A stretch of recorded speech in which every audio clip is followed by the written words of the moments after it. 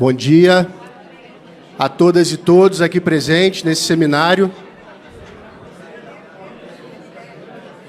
Queria cumprimentar o deputado Leonardo Monteiro, em nome do deputado Leonardo Monteiro, cumprimentar a todos os deputados e deputadas federais, parlamentares, pessoas que dedicam o seu trabalho, seus dias, a sua energia para representar a nossa população e que mostram que, ao contrário da tese que se difunde para despolitizar a população, políticos não são todos iguais.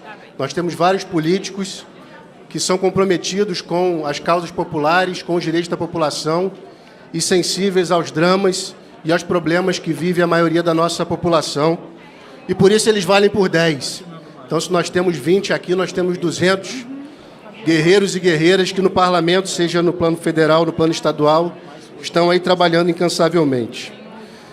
Nós já viemos aqui em outros momentos históricos, muitas vezes em Brasília, nós que não vivemos aqui, para participar da Comissão Nacional de Agroecologia e Produção Orgânica, extinta pelo atual governo da extrema-direita, para participar do Conselho Nacional de Segurança Alimentar, extinto no primeiro dia do atual governo da extrema-direita. Infelizmente, nós estamos aqui num contexto muito mais difícil e muito mais duro para as lutas populares e para o campo democrático e popular. Mas, ao mesmo tempo, nós já tivemos seminários organizados pela Frente Parlamentar de Agroecologia e Produção Orgânica que não estavam tão cheios como está esse auditório aqui hoje.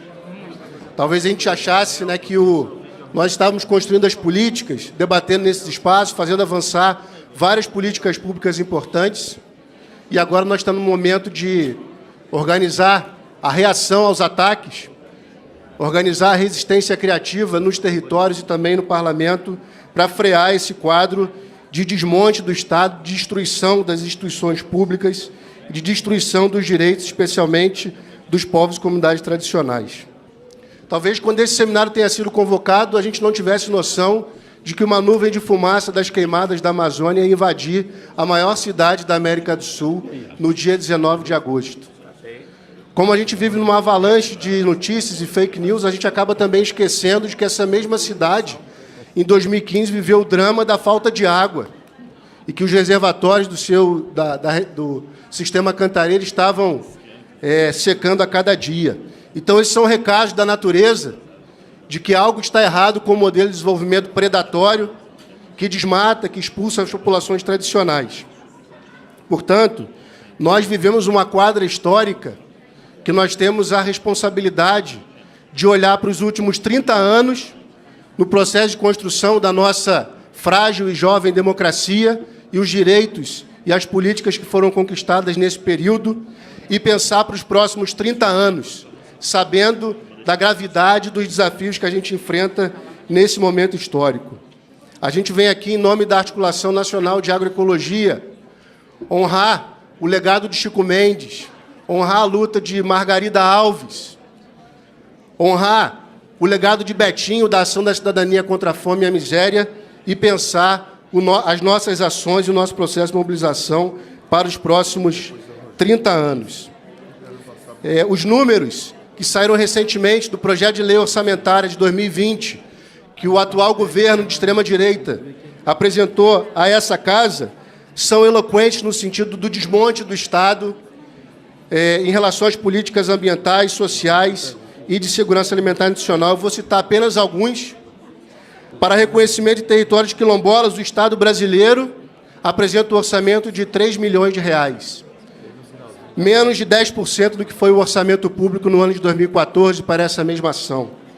Para a obtenção de terras para a reforma agrária, R$ 12 milhões.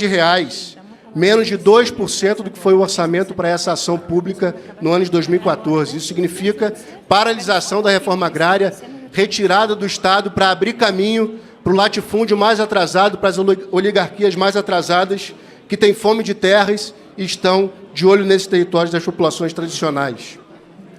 Ao contrário das mulheres do campo, das águas e das florestas, que organizaram uma das mais belas manifestações, que foi a Marcha das Margaridas, o governo zerou o orçamento da política de apoio às organizações das mulheres rurais. Zero. O programa de cisternas, que já teve um orçamento de 572 milhões em 2014, Para esse ano, para o ano que vem, 2020, são 50 milhões. Isso significa que, para universalizar o acesso à água pela população do semiárido do Nordeste, nesse ritmo, são necessários 24 anos. Enquanto a Amazônia pega fogo e estarrece todo mundo, o governo reduziu em mais de 50% o orçamento do IBAMA para 2020 para fiscalização e combate a incêndios florestais. A ação Ampliação e Consolidação no Sistema Nacional de Unidades de Conservação desapareceu do orçamento público de 2020. Isso mostra o descaso e a serviço de que interesses está esse governo. O orçamento da FUNAI para demarcação de terras indígenas é de apenas R$ 21 milhões para 2020. Um corte de 37% em relação a esse ano. Até mesmo o orçamento da Embrapa para pesquisa e tecnologia para a agricultura brasileira, não só para a agricultura familiar, mas também para o agronegócio, foi reduzido para 2020 em 62%. Então, nós vivemos um contexto em que os números do desmonte do orçamento público mostram claramente a serviço de que interesses está este governo e contra quem nós devemos nos articular para lutar. Nós estamos sendo atacados diariamente, mas a nossa sociedade está reagindo. Assim mostra o tsunami da educação que os jovens e as jovens das universidades têm protagonizado, a Marcha das Margaridas, a Marcha das Mulheres Indígenas, a Feira da Reforma Agrária que o MST organiza em São Paulo, que não por acaso foi brecada pelo governo da extrema-direita do governador Dória. Os banquetaços que o Movimento da Segurança Alimentar organizou para reagir à extinção do Conselho. Então, a sociedade brasileira não está parada. Nós organizamos o 4º Encontro Nacional de Agroecologia, o 4º ENA, em Belo Horizonte, no ano passado. Em plena greve dos caminhoneiros, participaram mais de 38 etnias indígenas, mais de 40 mil pessoas visitaram a nossa Feira de Saberes e Sabores. Fizemos um banquete público agroecológico. O evento aconteceu num parque municipal, numa praça pública. Pudemos ver, deputado Patrus, o legado das políticas de segurança alimentar que o senhor semeou lá nos anos 90, em Belo Horizonte, várias iniciativas importantes em curso na cidade de Belo Horizonte que nós vimos no ano passado. Nós estamos rumo ao Sínodo da Amazônia em outubro, convocado pelo Papa Francisco, onde o mundo inteiro estará atento ao que se passa na Amazônia, e que foi fruto de um processo de mobilização capilarizado em todos os territórios da Amazônia, envolvendo milhares e milhares de pessoas. Nós estamos rumo ao 11º Congresso Brasileiro de Agroecologia, em Sergipe, de 4 a 7 de novembro de 2019. E nós estamos organizando um processo de discussão nas bases, nos movimentos sociais, nos territórios, no sentido de construir pautas e agendas propositivas para as eleições municipais em 2020.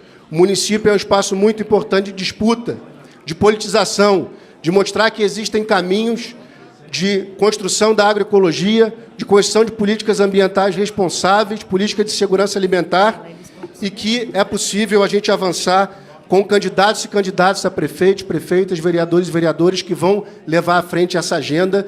E o espaço das eleições municipais é um espaço muito importante para a politização e para a nossa luta política mais geral, para disputar corações e mentes nos municípios que é onde as pessoas vivem. A gente gostaria de ressaltar a importância dessa frente parlamentar. Os desafios são enormes. Se houver tempo, a gente elenca, do nosso ponto de vista, quais são alguns desafios para a frente parlamentar, mas certamente teremos vários momentos de encontros da frente parlamentar, encontros dos mandatos com os movimentos sociais do campo, das águas e das florestas, com a Articulação Nacional de Agroecologia, para a gente construir uma agenda de trabalho, uma agenda de mobilização que seja no parlamento, mas que seja também nas praças, nas ruas, nos municípios. Muito obrigado.